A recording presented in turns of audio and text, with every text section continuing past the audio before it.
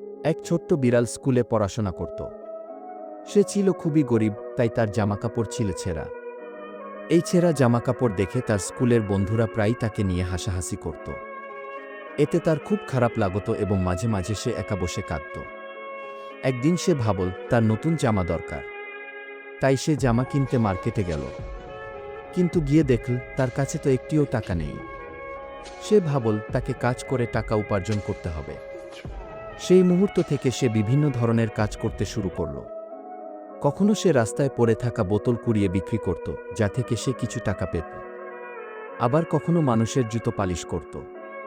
সুযোগ পেলে সে কনস্ট্রাকশনের কাজে হেল্প করত, এমনকি ঘর রং করার কাজও করত।